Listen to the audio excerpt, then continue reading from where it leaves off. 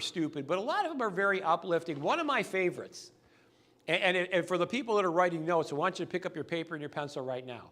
I actually have this on a small card that is actually on my mirror. And what it says is, I will do today what others will not, so I can live tomorrow as others cannot. I will do today what others will not, so I can live tomorrow as others cannot. Now, so that's not casting an aspersion against anyone, but what it says is that I'm going to do the hard things today. I'm going to start very early in the morning, earlier than most people do. And I end when I'm done. So if I have emails and phone calls and things to attend to, after I have a chance to play with my grandsons and I get them to bed, I'm going back to my office. And if it's midnight when I'm done, then it's midnight when I'm done. I'm done when I'm done. But my done is based on behaviors. I need to accomplish a certain amount of critical things on a daily basis to continue to have a robust business, where most people look at what they do very haphazardly. So the dollar that I can't get today, I don't necessarily get to tomorrow. And since I can't change the past, and there's no guarantee of it tomorrow, it's very, very likely the dollar I don't get today is in fact the dollar that gets lost. It gets lost. So that, in many cases, is based on this ideology. Getting ready to get ready. It's amazing how often I hear a version of that. It generally sounds like this. I've been thinking about. I've been wanting to. I've been looking into. I've been researching. I've been asking around. And my answer is always the same. Why haven't you started? Whatever it is. You know, I've been thinking about doing a direct mail campaign. Why haven't you started? What part of you says, you know what? More people knowing about my business in any way possible is bad. You know, I really need to be doing more on my social media. Okay, why haven't you started? And here's what I hear, and that's where the getting ready to get ready kicks in. Well, I don't have a good marketing piece. I don't have a person who does my social media. I don't know what to say. I don't have a good picture. Right? I am too busy doing all this other stuff that doesn't make me money. Getting ready to get ready is absolutely fatal. And we all do a version of that. And sometimes it's in sales, but sometimes it's in life. I'll get my car washed tomorrow. I'll do this. My daughter used to pull the car, by the way, that I bought her, into the garage with no gas in it.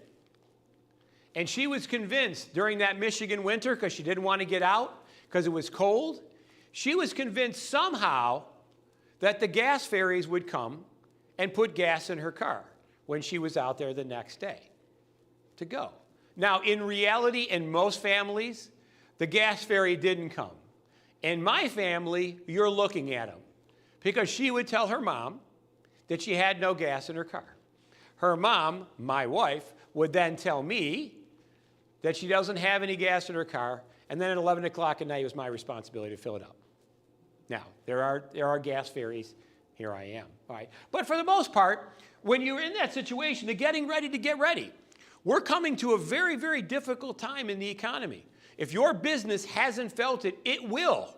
And there were a lot of businesses that were barely hanging on by a thread as a result of COVID. And now these businesses are going to be decimated. See, COVID did a lot of interesting things to the economic world. And there's an adage in economics that says the rising tide raises all ships. And what that essentially means is that a robust economy benefits everybody across the board. Good companies, bad companies, good products, poor products, everybody benefits from that positive economy. The rising tide raises all ships. But when COVID came, it was the lowering tide, and what it did was it uncovered a lot of the imposters. It uncovered a lot of businesses that weren't really well run. It uncovered a lot of businesses that didn't have a robust sales presence. It uncovered a lot of businesses who didn't have a very strong social media presence. Hence the reason why everyone was running around like crazy to jump on Zoom and blah, blah, blah, blah, blah, blah, blah. We've been using Zoom since like 2017, I think. So when I had people come up to me and say, hey, have you heard about Zoom? I was like, yeah, yes, years ago. And we've been using it ever since. So that ideology was that rising tide raises all ships, and the lowering tide uncovers the imposters, is now going to come out again.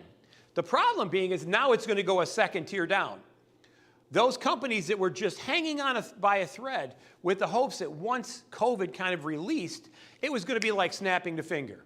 So if you owned a restaurant, that you'd snap your finger and then all your clients would come back and everybody would come back. The problem being is they're not coming back not only for today, but for the ones they miss. So for example, if you had Mr. and Mrs. Jones that came into your restaurant every Friday for dinner, and Mr. and Mrs. Jones couldn't come back every Friday during COVID. But when COVID released, Mr. and Mrs. Jones came back to their Friday. Now, they're not going to come back on Wednesday to make up for the one that they missed. That one is gone. They're only going to come back to their normal Friday. That which is lost is lost. And that's why this getting ready to get ready is so detrimental unless you get that out of your mind. You know, it's the great words of Yoda, do or do not, there is no try. So you need to, and if you're one of our clients along with your coach, have a meaningful conversation about what you start needing to do. It's the activities. It's not the thinking about it. It's not the planning. I see people all the time. I'm thinking about, quitting smoking. I'm thinking about exercising. I'm thinking about, stopping drinking, eating better, sleeping better, blah, blah, blah. We all know what it is. And I always ask the same question. Why haven't you started? Right? If you want to stop smoking, and by the way, I like cigars. But if you want to stop smoking, here's how you stop. I'm not going to smoke anymore. Period. That's it. Will it be hard? Sure. Most things in the world that are worthwhile are hard. Rarely do you come across something that's really good that is easy. Right? Maybe a sunset. Right? That's easy to watch. But the idea ultimately is that getting ready to get ready really is that very, very detrimental aspect of it. It really affects the idea of the power of the present because you're not doing anything in the present. You're kicking that can down the road. You're hoping there's going to be a tomorrow. And what we find is, and anyone who's ever had children, and now I have grandchildren, I don't know how my daughter got to be 32 years old. She's only 3. I don't know how my oldest grandson got to be 2. He was just born yesterday, literally, last night. How did that happen? And yet anyone who's had children, grandchildren, anybody in their life knows, in the blink of an eye, tomorrow becomes 10 years. And now we've lost all that opportunity. So we're almost like the architects of our own demise because we know what we should be doing. We know how to do it. We just can't seem to get ourselves there. The power of change, the cost of change, the frustration of change, the demand of change seems to be so much more than doing it the same way that we're doing it, and yet we know that way is absolutely unsustainable. I will do today what others will not, so I can live tomorrow as others cannot. And again, I'm not casting aspersions on anyone. I often say, if you're happy with the results you're getting, doing it the way you're doing it, keep doing it, right? There are a lot of people that are probably don't care if they ever see the pyramids of Egypt. They don't care if they travel around the world. They don't care if their kids go to private school. They don't care. And yet there are the other ones that care deeply about these things, and they'll invest the time and effort necessary, effort being the operative word, along with time. A lot of times it's just showing up, right? I mean, I have people tell me all the time, I'm not good at making cold calls. And I say, how many did you make today? None. How many did you make yesterday? None. Last week? None. Last month, none. Okay, well, tell me what activity that you do none of that you get better at. When was the last time you did anything, when was the last time you did nothing and got better at what it was? Right? If you want to be a great golfer, I'll tell you what, don't pick up your clubs. Well, that's a silly idea. That's never going to go anywhere. So the idea is doing something. One is 100% better. One cold call. one client lunch, one social media post, one article. And we have lists and lists and lists and lists and lists and lists of all of these things that we're happy to give you. But the idea is 1 is better than the 0 you're doing now, right? 1 push-up is better than the 0 you're doing now. 1 cold call is better. 1 social media post is better, again, of the 0 that you're doing now. And the interesting thing about this is these things have little or no cost.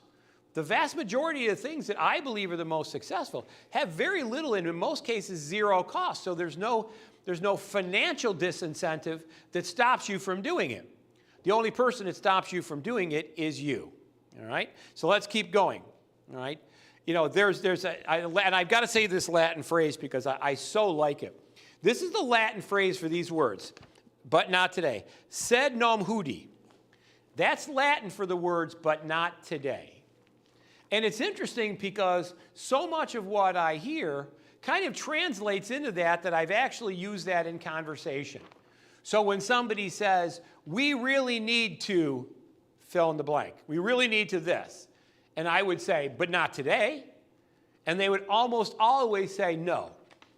Even though in reality, imperfect though it may be, I tell them all the time, just get started. Don't worry about the imperfections.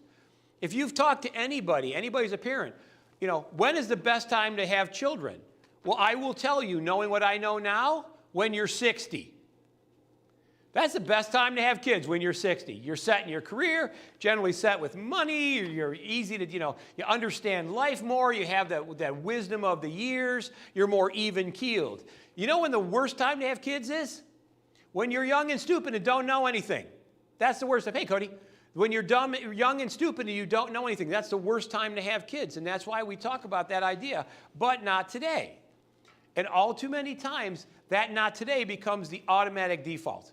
That becomes what everybody goes to, right? No matter what's going to happen, not today. I'm not going to get started today. I'm not going to do it. So we've had to enact a way of giving you the tools to be able to have a diagnostic.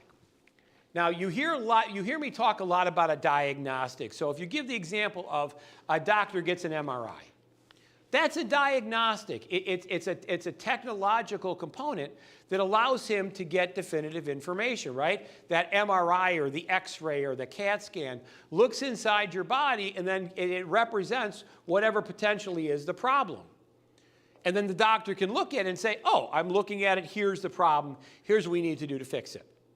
Now, we don't generally have a diagnostic in most of our professional lives because we don't have anything to measure. There's a great line that says, measure, measure, measure. And that's one of the reasons that Olympic athletes get so successful so quickly. And when I say quickly, I know it takes a lifetime. But a lot of times they'll make immediate strides very early in their career and then spend the remainder of their career knocking off only seconds at a time. Because everything is measured. What did I have for breakfast today? Well, today I had oatmeal. Yesterday I had scrambled eggs. Today I ran faster. That's a measurement. Yesterday I had these shoes on. Today I have these shoes on. Yesterday I did this warm-up. Today I'm doing this warm-up. Everything is measured. And based on that measurement, it becomes then moving forward part of the normal training routine. So if you normally do better when you have oatmeal, there's a pretty good chance that when you're going to be competing, you're going to have oatmeal on the menu early in the game. It's that idea of what we call minimum daily requirements. Minimum daily requirements. And the reason that daily, by the way, is the most operative part of minimum daily requirements is because that's the present. Not what I want you to do 5 years in the future. I will tell you that if you focus on this ideology, the future will take care of itself. Now, the minimum daily requirements for people that are my age, if you remember back in the 60s, right? We had the food pyramid. So every kid that was in school in 60s and 70s kind of remembers the food pyramid. And at the bottom was, I think it's the cereals and grains, and then it goes up a little bit, and then it was like milk and poultry, and then it was vegetables, and meat was at the top. But what they essentially said is that if you eat these foods in these proportions, you're likely going to be healthy. And that was a really easy way for kids to look at it. Eat more of these because it's the bottom. We're going to eat less of these because it was at the top.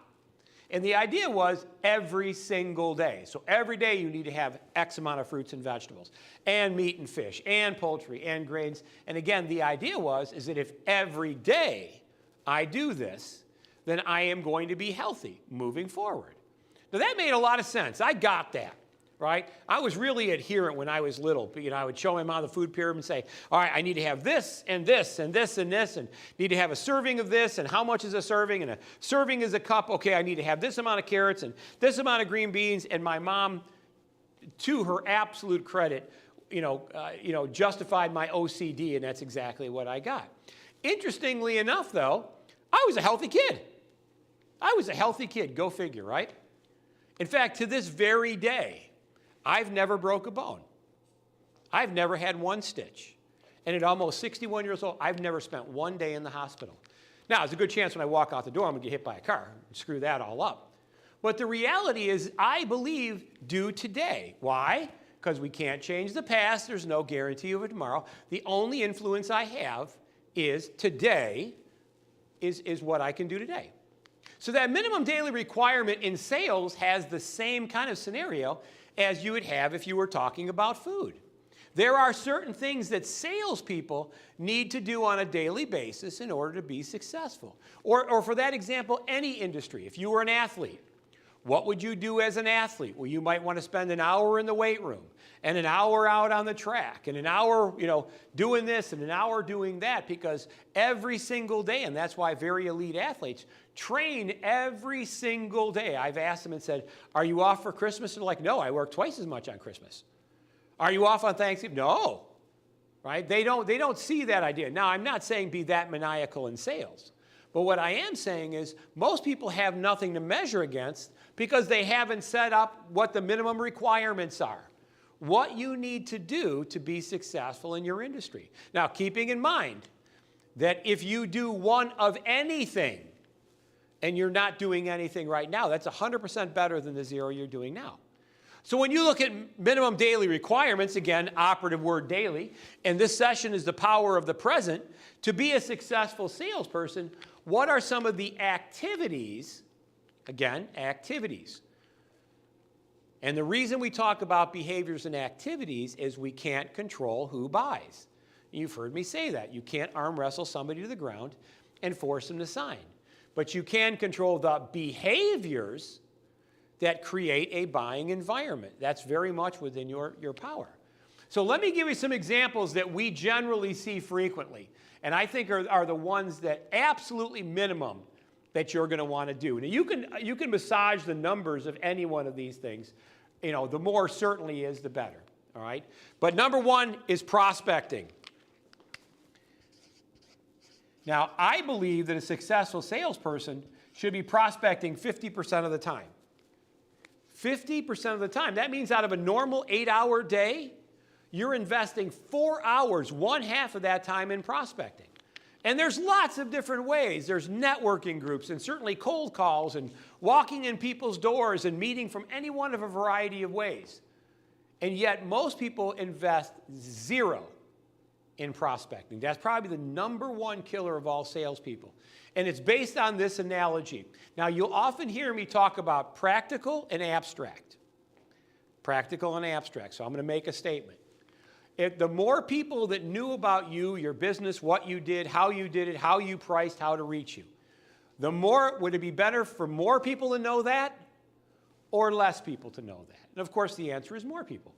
So if I could snap my finger and every person on the face of the earth knew you existed, who you are, what you do, where your focus is, what your expertise is, how to get a hold of you, how you price, everything about your business. If every person on the earth knew that, you would have enough business for 10 lifetimes.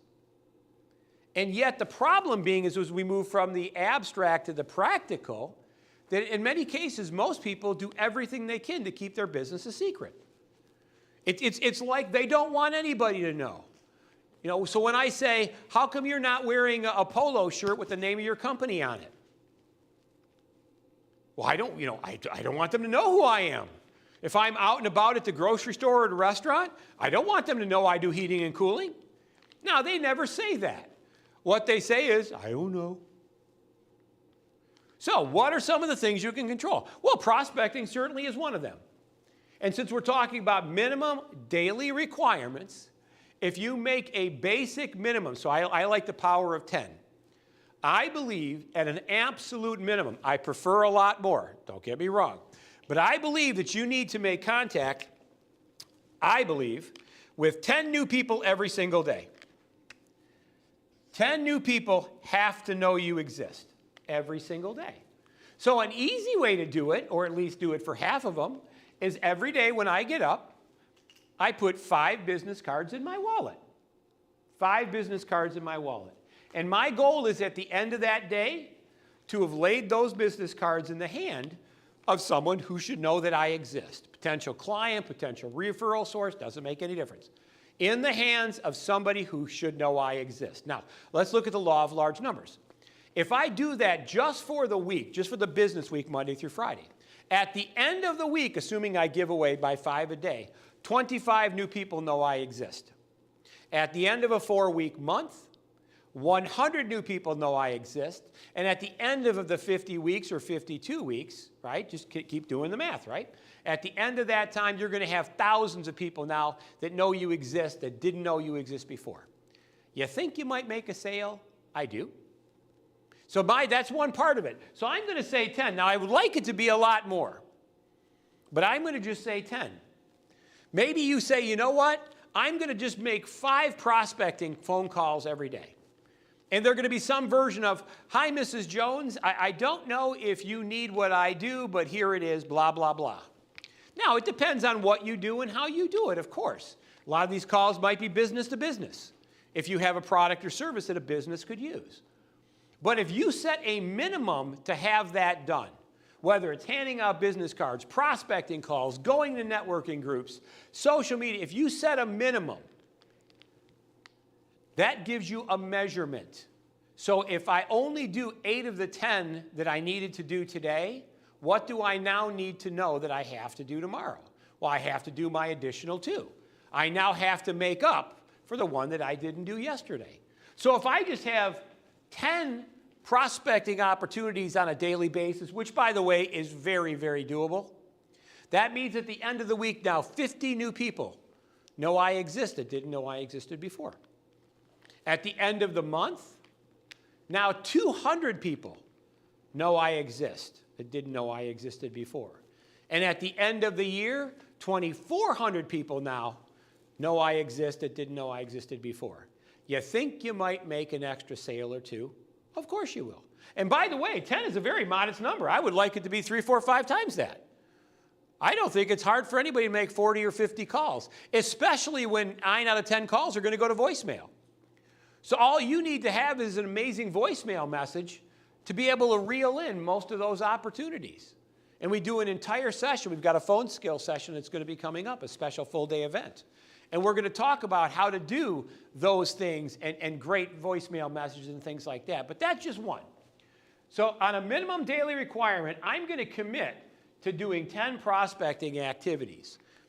And since it's measurable, and if I only do 7, now I know I didn't do enough. I got to turn it on. Maybe I add 1 every day for the next 3 days.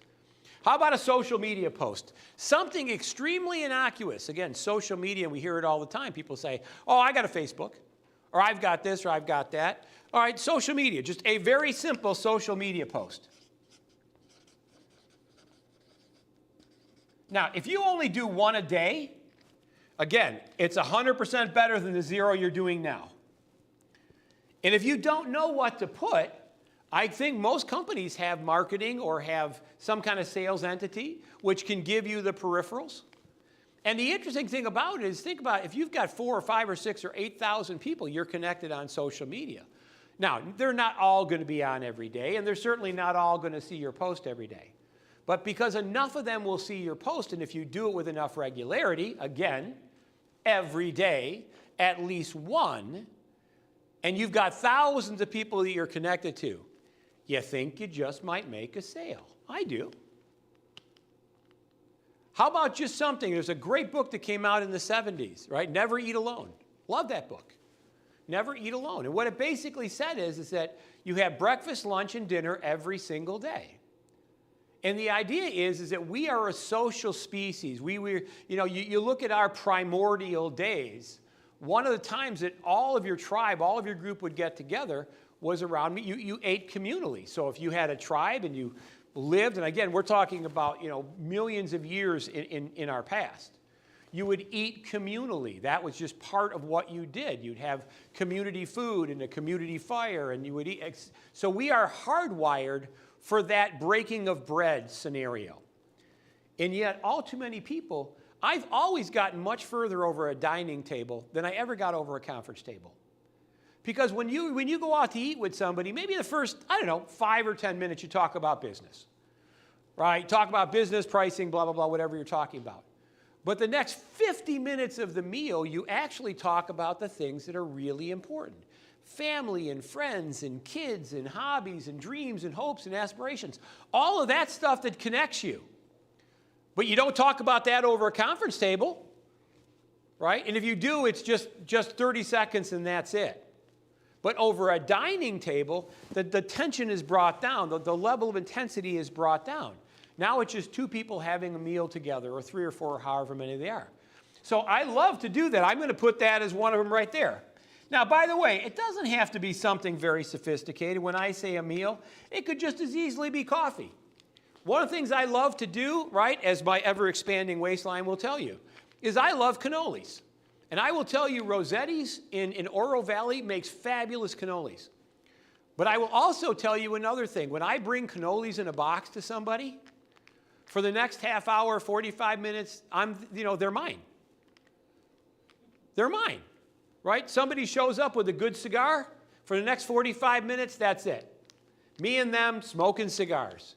Why? Because that's all the important stuff in a relationship. All the business stuff, that's off on the other side. I've used this example many, many times. I have a client of mine that's a big Red Wings fan. And again, when you're in Michigan, especially Detroit area, everybody's a Red Wings fan. And I remember being in a sales call where 55 minutes of the sales call we talked about the Red Wings game. 55 minutes we talked about the Red Wings game, everything like that. 5 minutes left, and the guy that I'm talking to looks down at his watch and goes, "Oh my God, we only have 5 minutes left." And I look at my watch and go, "Oh my God, you're right." And here's what he says: "What do you think we should do?" And I said, "Well, I think we should do this and this and this and this." He says, he goes, "Okay." I would say, "Okay." But if if we didn't have that 55-minute conversation about the Red Wings, he wouldn't have had the comfort level in me that I was a good guy. I'm a normal guy. I'm like him. If I came in trying to sell him, if he started talking about the Red Wings and I said, "Well, listen, Bob, we only got an hour and we really got to get to it and no time for frugalities and, we really got to here's my, here, open my 9,000-page binder. Here's my new Nimbus 3000. I'm pretty confident it wouldn't have happened. So your minimum daily requirements, so certainly along with prospecting, social media meals. How about just existing clients? How about investing time with your existing clients? Taking them out for coffee, bringing them some cannolis. It's interesting that we try so hard to develop a relationship with somebody. We call them, we take them out to lunch, we wine them, we dine them, we bust our ass 97 ways to Sunday to get them as a client. Then they come on board, and then we neglect them. All the things we did to get them on with us are now all thrown out the door. For what reason? They bought that relationship. They bought the desire to come to you because they enjoyed the socialization. They enjoyed you. I believe when you are a client of ours, there is no level to the love and appreciation that we can shower on you. I don't think there's ever an end point. I don't ever think there's too much appreciation. I don't think you can thank somebody enough. I don't think you can tell them how much you love them enough. Simona, I tell you I love you, what, 3 times every time, right? Simona, by the way, is the videographer, right? And by the way, the 4th most important woman in my life. So, yes. So even Mrs. Zavis knows that, right? So anyways, but the idea ultimately is that you can't shower enough love and affection on the people they want. Don't assume they know that. I hear people all the time, "Oh yeah, they already know that." No, they don't. And who doesn't want to hear that? Who doesn't want to hear wonderful, appreciative things? Minimum daily requirements. So we got prospecting, social media, maybe breaking a bread and meal, maybe doing something with your existing clients, right? How about just positive, right? I love strategy. I think strategy is an absolutely critical aspect of life. I believe that you should have, in no pay time, by the way, because we talk about pay time and no pay time, you should invest in strategy. You should have a little bit of time to sit down, I don't know if that spells strategy, but that's supposed to say strategy, all right? Most people do nothing to try to figure out what they do. They're so used to being in the hull of the ship, pulling on the oars, they don't know where the oars are going, right? It's the E-myth. Anybody's ever read the book, The Entrepreneur Myth, the E-myth? What it talks about is the entrepreneur who goes down below, grabs the oars and is pulling. And there's nobody up on the bridge that's directing it where it needs to go. You need to strategize. What am I doing good today? What did I do well today? What did I do poorly today? What things do I need to know more about? What are things that I'm doing that aren't working? Nobody ever does that. Therefore, when they get up tomorrow, they continue to do the same stupid stuff that doesn't work. It's almost like having that end of the day assessment. It's that, all right, here's what I did today, right? This is the things that are happened good. I went to this networking group. It was great. I made these 5 contacts. Okay, what am I going to do? Well, Bonnie, I'm going to do this with, and Pete, I'm going to do this with, and Bob, I'm going to do this with, and this is what I got to do. And then when tomorrow comes, you're prepared for it. You hit the ground running. You don't kind of roll out of bed and just you're this nebulous blob that kind of goes where gravity takes you. No. Minimum daily requirements. Why? Because I will do today what others will not, so I can live tomorrow as others cannot. So if I have my 10 prospecting, and again, at the end of the business week, 50 new people know I exist. I do 1 social media post, minimum a day, preferably more, but if we just do 1. Now we've done 5 at the end of the week. We've done 20 at the end of the month, which is 100% better than the 0 most people do at everything, right? I had a meal with an existing client, a prospect, a college buddy, somebody who I just need to have in my world. And yet we're all too busy, right? You know, well, it's a lot of money. I will tell you, I invite people out for lunch, breakfast, dinner, drinks. Drinks are my favorite. That's Thursday, by the way. El Conquistador here in Oro Valley. So if you ever want to buy me a beer, generally around 5 to 6 o'clock, El Conquistador lobby bar, I'll usually be there. All right. That being said, though, most people never do that. And when I invite people out to lunch, you know what they say?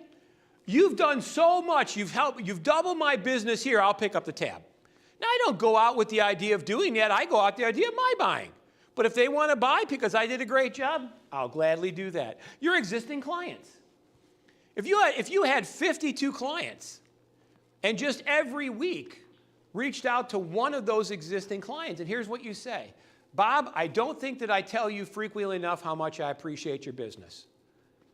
You know what? I got a little gift for you, nothing special, but I'll drop it off. Now, here's what I will tell you, because I actually had somebody do it to me. I'm an avid fly fisherman. And I had a client drop off to my office in Michigan when we were still in Michigan, and this is the buzz that I get, right? I got a million things on my desk, a million calls that I need to return, and this is what the receptionist says. She says, Don, Jeff McGowan is here. So, Jeff, if you're listening, Jeff McGowan is here, and he has some new fly fishing flies, right? Because he ties flies. You could have pushed all that crap off my desk. I didn't care who I was calling back. I'm like, send them in. For the next half hour, we looked at the flies. Talked about how we were going to use them, set up a fishing trip for a couple months after that. Why? Because that's the relationships that you have. All the other stuff that seems important isn't as important as this, and that's why you cannot invest enough time. Time is the currency of love. Write that down. Time is the currency of love. There's no substitution for it. You can't emoji and LOL and hearts and kisses and everything that substitutes for time. And I've said this many times before. Mrs. Zavis, there are times where I will go to her and say, I have an opportunity to do this, blah, blah, blah, Dallas, right? Big payday. And she's like, no, I don't want you to go. And I'm like, but look, I'm only doing this 90 minutes. And they're like, she goes, I don't care. I don't want you to go. I want you with me. Time is the currency of love. And yet most people don't try to see that. They think an email, hey, just checking in is enough. I will tell you it's not enough, and that's likely how I'm teaching people to steal your clients away by giving them what they need, because you're not. So let's keep going, all right? Minimum daily requirements. The focus on today. Oh, by the way, in that focusing on today, this is just a few of them. When I usually do this as a session for a private client, we will come all the way down. We might have 20 or 30 of them. And it might be a paragraph for an article.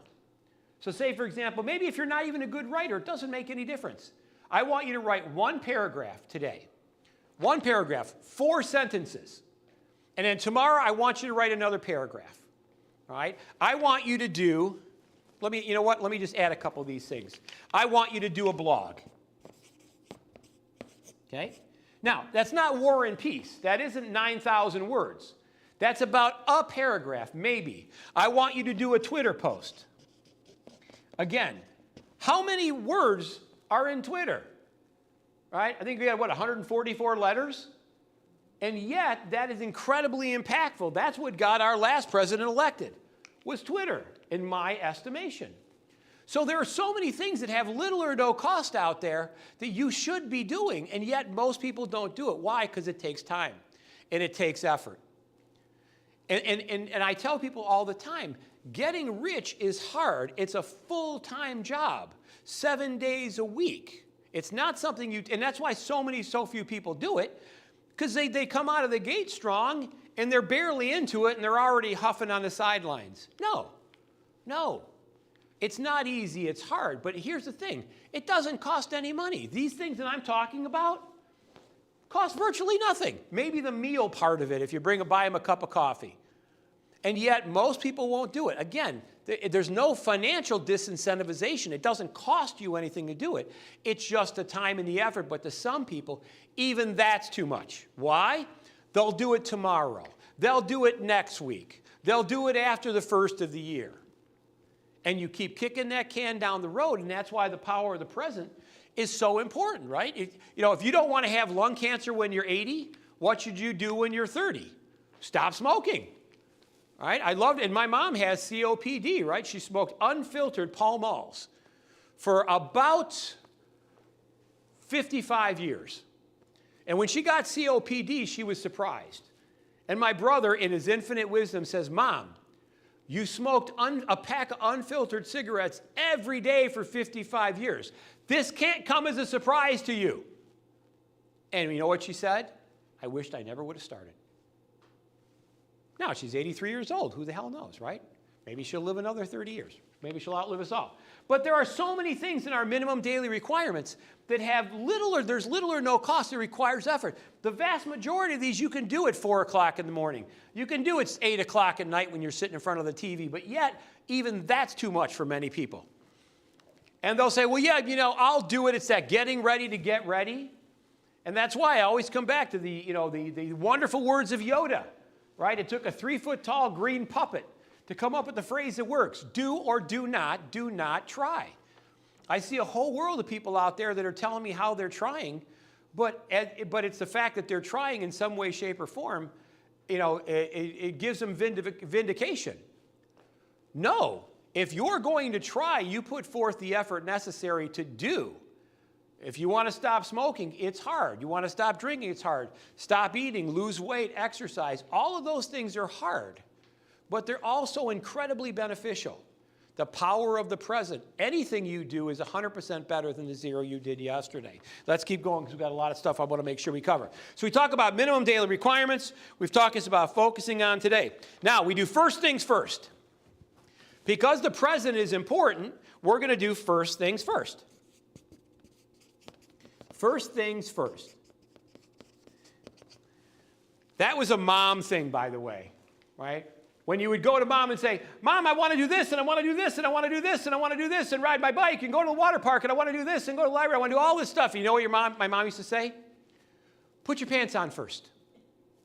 Okay? Just get your clothes on. All that will happen afterwards. But right now, first things first." And it's interesting how many people never think like that. I have people that come to me that say, "I have so many people that owe me money, and I'm too busy to collect it." You know what I said? "Fine, I'll collect it. You give me half." Why? Because I'll find the time to collect it. But when you're already making a lot of money and you don't have that starvation hand to mouth, it's like, I got a big lump of money in my bank account, so this guy's $5,000 isn't no big deal. It is to me, because it's not the money. It's the fact that I have earned it. First things first, and the power of the present says, this is the chronology of the way that we do things. This is what we do first. Number one, money. Anything related to money always comes first in the power of the present. Money that I owe other people, money that they owe me. So if I owe you money, the first second I will see you, I will lay a check in your hand, period. That's it. Money is always first. So when I'm up at 4 o'clock in the morning, at 4:05, I'm doing the things that require money.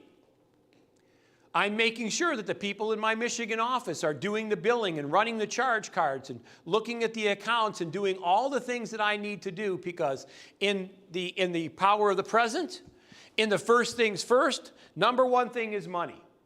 So if you have to draft an invoice to somebody in order to get them to pay you, is it not in your best interest to draft it immediately and do that first? I have people all the time, it's like, I'm going through my emails. And I'd be like, well, what about those invoices that you need to generate? They go, oh, yeah, I'll get to those later. Really? Really? No. Money is always first in the power of the present. Again, first things first. Number two, prospecting. Prospecting is second.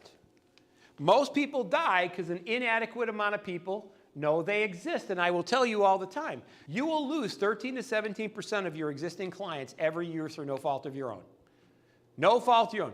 They fall out of love with you, they fall in love with somebody else, they die, they merge, they go out of business. You're going to lose a certain percentage of your, even if you're doing a wonderful job, each and every year through no fault of your own. So if you're not putting money, if you're not putting people in the top of that funnel, you're really going to get creamed because of it. And that's why after money, which is the most important thing, prospecting is the second most important. Because you can open your email, and then whatever fires are in your email, prospecting gets pushed and pushed and pushed and pushed and pushed until eventually it's not even there today. You prospect first. Now, that could be the way that I do it, use the 5 business cards. Or it could be 10 cold calls. Right? 10 cold calls. Hi, Mrs. Jones. We do business with most of the dentists in the area, and for whatever reason, we never connected with you guys. I wanted to change that today. I'm Don Zavis from, XYZ Incorporated, and we provide dental tools and such like that. If I do that 10 times, first opportunity, before I do anything else, I know that I can put a big red check mark in my minimum daily requirements by prospecting. Money first, prospecting second. Why? Because if I don't do this, I guarantee I won't get that. If an inadequate amount of people know I exist, this will never happen. And that's why after money, this is the most important thing. Let's go to the next one. Okay? Existing clients. So it's money first, prospecting, and that's existing clients. Most people believe that they have an annuity with their existing client relationships. The fact that Bob worked, Bob worked with me last year, he's going to work with me again. No, absolutely not. We live in a world of what have you done for me lately? We have a great line for those that are taking notes. Write this down. You treat your customers like prospects, and you treat your prospects like customers, which means you earn the continued relationship you have with existing clients. You earn it by your activities, your supports, the positive things you do. So you treat your customers like prospects. Don't assume because they did business with you last month, they're going to do business with you this month, regardless of the industry that you're in. And you treat your prospects like customers because you want to have that very comfortable, very laid back, very communicative and open relationship with the brand new people that you meet. Because all too many times, and we see it happen too frequently, you take out all the stops to get a client in, then they become your client and you neglect them, right? You took them to the Red Wing game, you took them out for lunch, you wined them and dined them, you called them all the time, and then you get them as a client and then you just disappear. All the stuff you did before is now gone, and that's why we often say, once they become a client, that's when you really turn it on. You can turn it on before, but once it becomes, there's no level that you can absolutely just shower the love and affection on the clients that you have. So money's first, prospecting is second for new opportunities, existing clients is third. And why is that? Again, because the people that you assume will be there, I'll give you a great example of what happens. We talk about rehearsing with the client. So say, for example, a client wants to bring their business over to me, right? Whatever the business, doesn't make any difference. They've decided to leave their existing relationship, then they're going to come over to me. And here's what I'm going to say. Bob, I'm looking forward to do business together, but I have a concern. All right, and Bob's going to say what? He's going to say, what's your concern? And I'm going to say, XYZ company. You've been working with them for 10 years. How do you think they're going to handle it when you tell them you're moving your business over to me? And here's what Bob's going to say. I don't know. And here's what I'm going to say. Well, you want to be prepared for that because, Bob, here's what's going to happen. When you tell your salesperson that you're moving your business over to me, he's going to have his sales manager call me. Then he's going to have the vice president of sales call me. Then he's going to have the owner of the company call me. They didn't call me any time in the last 10 years we've been doing business together, but now when they're afraid of losing me, now I'm their most important client on the face of the earth. They're going to remind you all the things they did, how they covered you on price increases and managed to get the product out the door faster when no one else was able to. They're going to remind you all the great things that they did for you. How are you going to handle that? Because now your business is important to them at any cost. They might beg. They might plead. They might drop their price to even lower than the price I'm giving you. But they're only doing that because you're leaving. Because now your business looks good to them at any cost. How are we going to handle that? That's an important topic. We do an entire session literally on just that situation, that buyer's remorse. So we go from money first to prospecting to clients in that order. Why? Because first things go first. And then after clients is everything else, all else. So when I wake up in the morning, this is the first thing that I care about. And when that's done, the second thing is this. And when that's done, the third thing is this. And when those three critical things are done, then it's all else. Why? Because I know that I've covered all these things. I made my 10 prospecting calls. I did my social media post. I set my lunch for next Thursday. I'm having a beer with an existing client. I did a little bit of strategy. I wrote my blog. I did my Twitter post. I did that all before most people even get to the office. And we talk about getting to the battlefield early. And I have people say, well, what do you do at 4 o'clock in the morning? A lot. Because here's what happens. If you were a general, right? It was interesting in the Civil War, because I'm a Civil War aficionado. And they talked about the battles of the Civil War. And they looked at the battles, won or lost, by the people that held the ground originally. And almost without fail and question, the people that were there first uniformly always won the battle. Because if you were a general, you'd want to find the best place to have a battle that benefits you. And you want to be able to quietly and easily and organized set up your men, set up your cannons, set up your reinforcements, set up your supplies, your food, your tents, your water, all that stuff. And then when it's all laid out there perfect, now you wait for the battle to come to you. But what if you're the general back in the Civil War, and your guys are just walking through a cornfield, and all of a sudden 1,000 guns open up, and a dozen cannons start firing on you. And there you are trying to yell out orders in the midst of the chaos. You go there, you go there, you do this, you do this, you do this. Who do you think is going to win? Of course, the guy that was there originally, that set out all of his things, had everything organized. It's much the same way in sales. Because at 4 o'clock in the morning, I'm doing all this. 5 o'clock in the morning, 6 o'clock in the morning. Are you tired? Hell yeah. Getting rich is tiring. I will tell anybody that. But when you get to your office at 8 o'clock, I've already got hours under my belt. When you're taking your jacket off and you're getting your coffee at 8:30, I've already made my 10 prospecting calls. I've already done all this. Your day hasn't even started. By the time you drag your ass to your desk at 9 o'clock and you decide to open up your emails, I'm already 5 places beyond where you are. So, and then you stop at 5 o'clock, and most of this is still undone, and I'm going to keep going for hours after that. Now, again, this isn't, I'm not casting aspersions on anyone. What I'm saying is, if you're getting the results you want, doing it the way you're doing it, keep doing it. I'm not saying I'm the answer, but what I am saying is that if you're not happy with the results you get, you may want to look to these, because these things are tried and true. These are proven. These aren't speculative. This isn't a possibility of whether it works. I tell people all the time, the only way this doesn't work is if you don't use it. That's it. I absolutely guarantee you do these things, you will get a benefit. I absolutely guarantee if you don't do these things, it'll be to your detriment. Let's keep going because we want to make sure we cover everything. Okay. I also like to talk about, and obviously the present's important.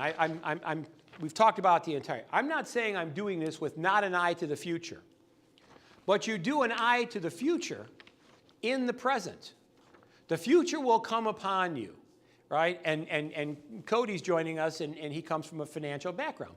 So what if, as part of my minimum daily requirements, I decide to put some component for savings?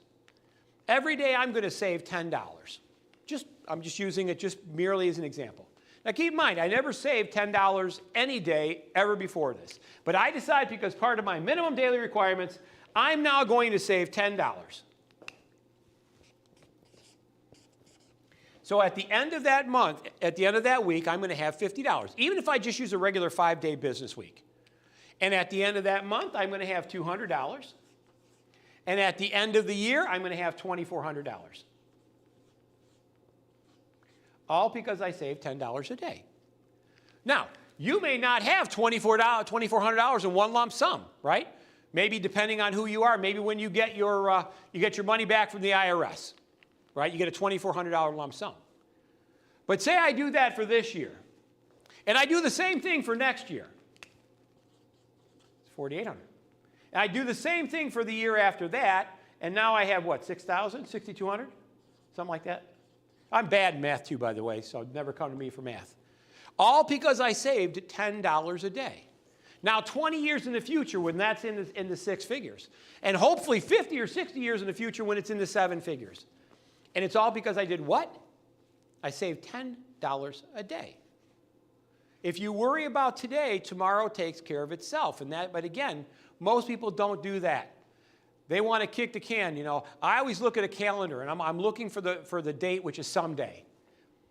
I think it's between Tuesday and Wednesday on some calendars, but I can't really find it. Because I hear a lot about that. I'm going to someday. And I will tell you, someday will come up so much quicker than you possibly believe. Let's keep going. I want to make sure we get at least the vast majority of the stuff that's out there. So now, we fall into this in a couple different ways. Because there are some people, when they look at this, that are curious. They think, yes, it would work, and yes, it would benefit me, but they're not ready to get started.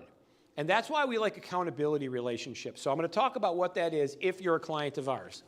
What an accountability relationship essentially says. And by the way, you can have it with anybody.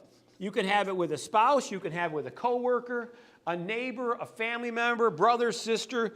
Whatever it is, it's just something that you're going to have where you're going to hold accountability to some person. And it's a great example that I love to be able to use. You are 10 times more likely to reach your health and fitness goals if you hire a personal trainer than if you try to do it yourself. Now, not only does the personal trainer know good ways to do it, they know better exercises, right? They might make some recommendations on nutrition, that kind of stuff. But as a general rule, the reason is because you're going to do it. You're going to commit to doing it, right? That person is standing over you saying 2 more, 3 more, 5 more, 1 more pound, 1 more rep. They're doing all the motivating steps because it's so easy when you're there yourself and you're already tired and sweating and say, whoosh, Bella, that was a good workout. In reality, though, when you're tired and sweating is the time that your workout should start because the truly beneficial aspects of your workout come on the strain. So what that means is if you understand anything about physiology, as your muscles stretch, And they do stretch to the point of, and I don't want to say breaking, but what happens is when they stretch, when they contract and they re-heal themselves, they re-heal themselves better and stronger than they were originally. That's how you get muscles when you work out. So if you're physically looking to get more muscles. So in this situation, that accountability is that person, that personal trainer saying, 1 more pound, 1 more rep, 5 more, give me 3 more push-ups, because they know that when you're at your breaking point, that's when the really, really beneficial stuff takes place, right? It would be like you going to the gym and picking up a 5-pound weight and going like this. You can lift that weight for an hour. It's not going to help you. But you were at the gym, right? You're lifting weights. It's not going to help you. So the accountability is whatever. Now, in my case, the accountability relationships that we have with our client, which, by the way, is no additional cost. It's part of the service we provide, and I recommend anyone in sales, if you don't have an accountability partner, absolutely positively seek one out. They are worth their weight in gold. Because here's what's going to happen. At the end of the week on Friday, and I'd be making my calls today starting about 2 o'clock, I'm going to say, how did your prospecting calls go? And they're going to say, they went great. I made 50. And I'm going to say, what, anything come of it? And they're going to say, oh, yeah. Joe Winger Wanger, an XYZ company, an ABC company. And I'm going to say, that's great. How'd your post go? Oh, great. I was able to do 2 on Wednesday and 2 on Thursday, along with 1 every day. Excellent. Did you get a lot of feedback? You got a lot of likes? Did people respond? Yes, they did. Here's what they said. How did this go? Right? Were you able to set up a time? Well, I wasn't able to. I got kind of busy, so I couldn't set it up. Now, there's nobody hanging over your head with a gun to your head, right? There's no sword of Damocles. Most of the people listening to me right now, if you don't prospect 1 person this entire week, nobody's going to yell at you, right? There's no contraindication. There's no punishment. There's no disincentivization, which means that because you're not being punished and there's no disincentivization, you may or may not even do it.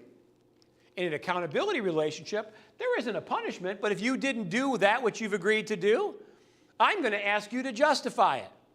And we're going to make absolutely sure that in the weeks moving forward, we do not only what is expected of this week, but we circle back around and we make sure we do this week. And then we talk about, how did your existing clients go? How did your strategy session? Oh, I came up with some great ideas, let me tell you. You know, how were your blogs? You sent me Monday, Tuesday, and Wednesday, but I didn't see Thursday and Friday. Oh, I got busy, I wasn't able to do it. Sure you do. That's why you get up an hour earlier on Saturday morning and an hour early on Sunday morning to do your Thursday and Friday. So when you start Monday, you're all fresh and ready to go. Now, that's hard. That's demanding. That's a high level of expectation, no different than an elite Olympic athlete. And that's why not everyone is an elite Olympic athlete. Why? It's hard. Most people give up way, way too early in the game, not knowing how close they are to actually being successful. So when you think of all of the things related to the power of the present, and again, the reason that we're picking curriculum now that talks about today, because the pressures you're going to have economically, gas, even though it's come down, thankfully, it's still at record points. Even though it's been reduced, it's still at record points. And the general consensus is now it's going to keep going back up. Who the hell knows? Right? 40-year high inflation, all of the problems that we're dealing with in the world. The thing is, we as salespeople, we eat what we kill. We don't have the benefit of anonymity. We're not some mid-level administrator and buried in a 5,000-person insurance company that's likely going to be unaffected in either way. No, we specifically deal with these situations because we have no choice. These are the areas. If we don't kill, we don't eat. Therefore, all of the protections that are out there in the rest of the world for everybody else don't exist for us.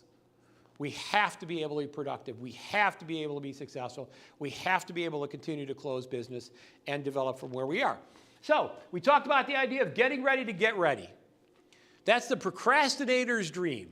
Yep, I'm going to do it next week, next month, next year, after the first, New Year's resolution.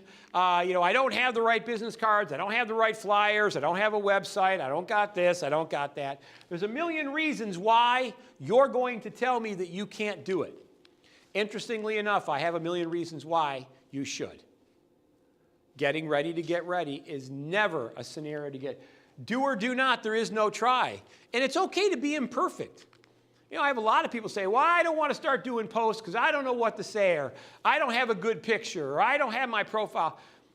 Imperfect though it may be, it's okay to get started. You will get better, but you get better by doing.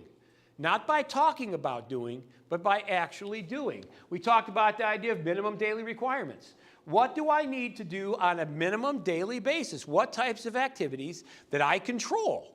Again, you control 100% of these. Do I need to do on a daily basis to have a robust and successful selling career? And again, we often talk about this. The only way this doesn't work is if you don't use it. If you use this and you do these activities, I guarantee they will work. Why? Because they're the necessary things that have to take place. I like to look at them on a daily basis. Other people want to look at them on a weekly or monthly. I'm okay with that. You get the results. You get out of it what you put in. The more you put in, the more you'll get out. We talk about the idea of first things first. One of my favorites. First things first. Well, the first thing is money. Money coming in and money going out. That's got to be your first activity.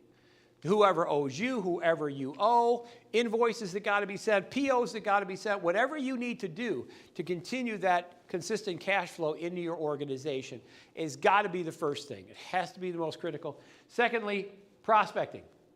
Looking for those new people. Do not keep your business a secret. There's a whole world of people out there that continue to do that. And they do that to their dire. They don't wear shirts that have their company name on it. If they're not, when I'm not in my armor of a sales trainer, I'm wearing a shirt that says Don Zavis Sales Training. Why? Because when I wear my Ralph Lauren shirt, nobody ever looks at the horse and goes, is that a Ralph Lauren? No, but when I wear a shirt that says Don Zavis Sales Training, they're going to say, what kind of sales training do you do?